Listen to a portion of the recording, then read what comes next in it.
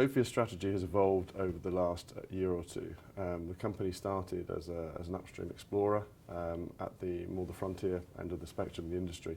We made a decision as a board to change the strategy of the company last September, and that was to move from being a company that was a pure explorer funded by equity from the equity markets to being a self-sustaining explorer. And I think it's important to differentiate between what is a self-sustaining explorer and what is a full-cycle E&P company. If we were a full-cycle exploration and production company, our goal in life would be to try to continuously grow production. And in order to do that, we would have to grow our reserves and our resources to meet that goal.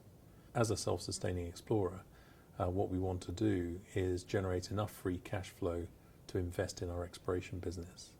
We think that that's on the order of $200 to $300 million a year of free cash flow that will need to be generated from production assets.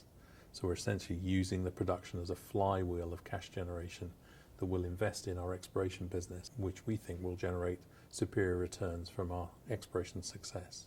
The Salamander acquisition brought us the skill sets to manage production and development, and also brought us some of the cash flows we require to be self-sustaining.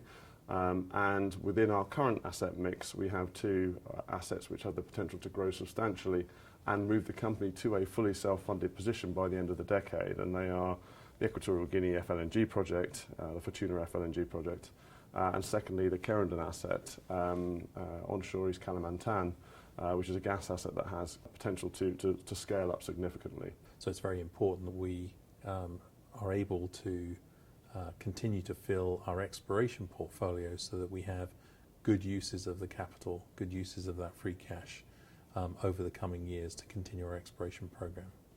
So Ophir is now moving to a much more resilient model that can weather the oil price storm and be strong throughout the whole cycle, but remain very much at its heart a resource finding company and explorer.